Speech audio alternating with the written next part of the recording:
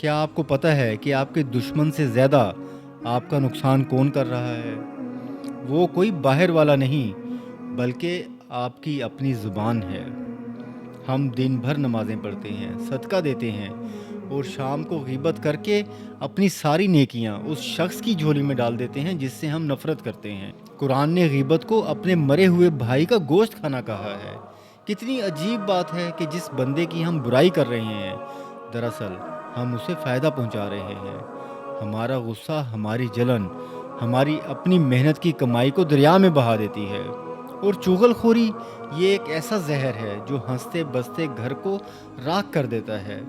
نبی صلی اللہ علیہ وسلم نے فرمایا، چغل خور کبھی جنت میں داخل نہیں ہوگا۔